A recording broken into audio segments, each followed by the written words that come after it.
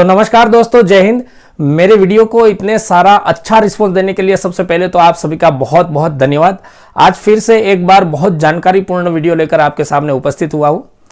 दोस्तों, army graduation certificate को लेकर बहुत सारी कंफ्यूजन चल रही है, बहुत सारी अटकनें चल रही है, तरह तरह की बातें हो रही है। आज इस वीडियो में हम आर्मी ग्रेजुएशन सर्टिफिकेट की पूरी जानकारी लेंगे, यानी कि पूरा दूध का दूध और पानी का पानी। आर्मी ग्रेजुएशन सर्टिफिकेट का नियम कब से शुरू हुआ, इसकी क्या क्या अथॉरिटी है, इसकी लिखित अथॉरिटी आपको कहां पर मिलेगी, इसका रूल्स क्या कहता है, किस किस सरकारी नौकरियों में यह लागू है और किस किस सरकारी नौकरियों में यह लागू नहीं है, इसके बारे में क्या क्या कोर्ट केसेस हो रखे हैं और उसका क्या रिजल्ट मिला है, और आखिर में कि गुजरात में इस सर्टिफिकेट को लेकर क्या सिचुएशन चल रही है और गुजरात के भूतपूर्व सैनिक इसके बारे में क्या कर रहे हैं। ये पूरी जानकारी इसी वीडियो में आपको मिलेगी, तो वीडियो को अंत तक देखते रहिएगा। सबसे पहले तो दोस्तों ये जानते हैं कि आर्मी ग्रेजुएशन सर्टिफिकेट असल में क्या है। देखिए, 1979 से ये रूल शुरू हुआ है। ये एक चर्चा हुई कि एक सोल्जर ऑन सर्विस जितने भी अलग अलग कोर्सेज करता है, जो अपने क्लास कैडर्स करता है, प्रमोशनल कैडर्स करता है और अपने रूटीन सर्विस के दौरान जितनी भी पढ़ाइयाँ करता है, तो वो एक ग्रेजुएट आदमी के बराबर है। तो इसी चीज को नजर में रखते हुए भूतपूर्व सैनिकों को आर्मी ग्रेजुएशन सर्टिफिकेट देने की कवायद शुरू हो गई। इसकी लिखित अथॉरिटी आपको कहां पर मिलेगी? देखिए, प्रधानमंत्री कार्यालय की एक ब्रांच है कार्मिक लोक शिकायत एवं पेंशन विभाग। इस ब्रांच ने 25 फरवरी 2014 को एक पूरा कंपेंडियम प्रकाशित किया है, जिसमें इसके बारे में पूरी डिटेल्स दी गई है। आइए ये कंपेंडियम क्या है ये देखते हैं। दोस्तों, कंपेंडियम का मतलब होता है कि बहुत सारे लेटर्स एक जगह पर संग्रहित कर लेना और उसके बारे में पूरा का पूरा खुलासा करना। इस कंपेंडियम में पेज नंबर 49, 50 और 51 में आर्मी ग्रेजुएशन सर्टिफिकेट के बारे में पूरी डिटेल्स दी गई है। इसमें 12 फरवरी 1986 का एक लेटर है। इस कंपेंडियम में पैरा नंबर 2 के नोटिफिकेशन में आइटम 4 करके एक नई चीज ऐड की गई है। तो इसमें बताया गया है कि क्लास सी की सरकारी नौकरी जहां पर मिनिमम क्वालिफिकेशन ग्रेजुएशन चाहिए, वहां पर ऐसा एक सर्विसमैन जिसका सिविल क्वालिफिकेशन मैट्रिकुलेशन है या फिर उसने army special certificate of education pass कर रखा है, वो अप्लाई कर सकता है। आगे इसमें यह भी बताया गया है कि यह ग्रेजुएशन सर्टिफिकेट ऐसी जॉब में वैलिड नहीं है जिस जॉब का नेचर टेक्निकल हो, यानी कि जो टेक्निकल बेसिस पे भर्ती हो रही है वहां पर यह सर्टिफिकेट वैलिड नहीं है।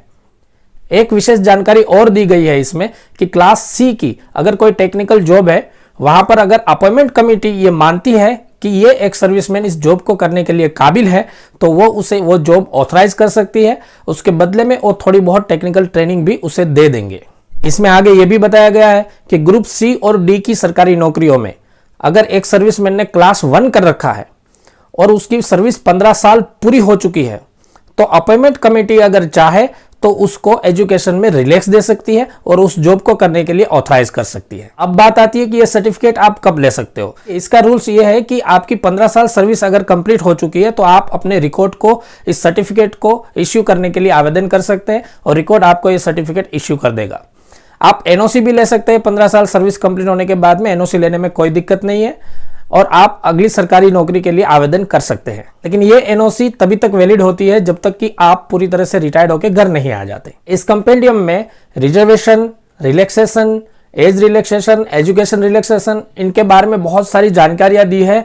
ये कंपेंडियम आपके लिए पूरी तरह से बहुत ज्यादा उपयोगी है। अगर आप चाहे तो गूगल पे जाके इसको सर्च कर सकते हैं। जाके आपने सिर्फ इतना टाइप करना है 25 फरवरी 2014 कंपेंडियम। ये कंपेंडियम आपको वहां पर अवेलेबल हो जाएगा। और फिर अब इस सर्टिफिकेट के मामले में कुछ कोर्ट केसेस हुए हैं एक सर्विसमैनों के द्वारा, उसके बारे में पूरी जानकारी लेते हैं। राहुल होलकर जी एक सर्विसमैन है।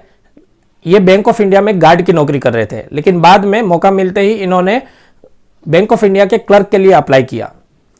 बैंक ने यह कहते हुए मना कर दिया कि यह आर्मी ग्रेजुएशन सर्टिफिकेट आपके ग्रेजुएशन के लिए वैलिड नहीं है। तो राहुल होलकर जी ने कोर्ट में केस किया और कोर्ट ने इसका उत्तर दिया है। कोर्ट ने यह कहा है कि यह सर्टिफिकेट पूरी तरह से वैलिड है और आपको इसको वैलिड रखना होगा और राहुल होलकर जी को एज ए क्लर्क आपने अपॉइंटमेंट देनी होगी। एक और केस है एक सर्विसमैन किशन कुमार यादव जी का। यह हरियाणा से बिलोंग करते हैं और टाइम्स ऑफ इंडिया के 9 मार्च 2020 के परिपत्र में इसकी पूरी डिटेल्स छपी हुई है। किशन कुमार यादव जी ने एलपीजी गैस एजेंसी लेने के लिए आवेदन किया था और उसमें आर्मी ग्रेजुएशन सर्टिफिकेट दिखाया था। गैस एजेंसी लेने के लिए ग्रेजुएट होना बहुत ज्यादा जरूरी होता है। लेकिन अथॉरिटी ने यह कहते हुए मना कर दिया कि ये कोई ग्रेजुएशन सर्टिफिकेट नहीं है, इसे हम वैलिड नहीं करते हैं। इनके ऊपर किशन कुमार यादव जी ने कोर्ट केस किया है। कोर्ट ने यह उत्तर दिया है कि यह ग्रेजुएशन सर्टिफिकेट मानव संसाधन विकास मंत्रालय से पूरी तरह से अप्रूवल है, इसे आप अनवैलिड नहीं कर सकते हो। यह सर्टिफिकेट सिर्फ जॉब के लिए ही नहीं बल्कि एक यूनिवर्सिटी की डिग्री जिस जिस जगह पर काम आती है वहां पर हर जगह पर यह सर्टिफिकेट वैलिड है। एक और केस है वासिफ अली वो स्टेट। वासिफ अली जी एक सर्विसमैन है। इन्होंने सब इंस्पेक्टर की भर्ती के लिए आर्मी ग्रेजुएशन सर्टिफिकेट के द्वारा ही अप्लाई किया था, लेकिन ये सर्टिफिकेट उनको अनवैलिड कर दिया गया। इन्होंने कोर्ट में केस दायर किया और कोर्ट ने इस सर्टिफिकेट को पूरी तरह से वैलिड ठहराया है। तो ये सारी जानकारी मैंने आपको दे दी कि कहां पर इसकी लिखित अथॉरिटी है और इसके जितने भी केसेस हुए हैं उस केसेस में कोर्ट ने क्या उत्तर दिया है। इस प्रमाण पत्रों को लेकर आप कहीं भी अगर आपको ऐसी प्रॉब्लम आती है तो आप इसको दिखा सकते हैं और यह साबित कर सकते हैं कि यह सर्टिफिकेट पूरी तरह से वैलिड है। एक और कंफ्यूजन चल रहा है कि आर्मी ग्रेजुएशन सर्टिफिकेट क्या है और army special certificate of education क्या है। देखिए, एक्चुअल में ये दोनों चीजें बिल्कुल सिमिलर है, दोनों चीजें बिल्कुल एक ही है, इसमें कोई डिफरेंट नहीं है। ऐसे सेम सर्टिफिकेट आर्मी, एयरफोर्स और नेवी सभी इश्यू करते हैं अपने जवानों को।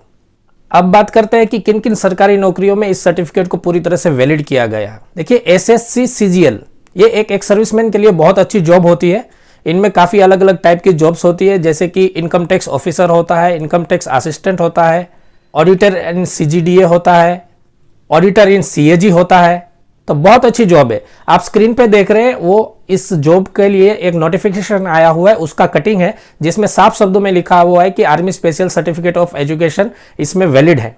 आईबीपीएस क्लर्क की जो भर्तियां आती है उसमें भी यह सर्टिफिकेट पूरी तरह से वैलिड है। उसका भी नोटिफिकेशन मैं स्क्रीन पे आपको दिखा देता हूं। इसमें भी साफ शब्दों में लिखा हुआ है कि यह सर्टिफिकेट वहां पर वैलिड है। इसके अलावा एसबीआई क्लर्क की भर्तियों में, जूनियर एसोसिएट की भर्तियों में और एसएससी सीपीओ की भर्तियों में भी ये सर्टिफिकेट पूरी तरह से वैलिड है। अब जानते हैं कि गुजरात स्टेट में इस सर्टिफिकेट को लेकर क्या कंडीशन चल रही है।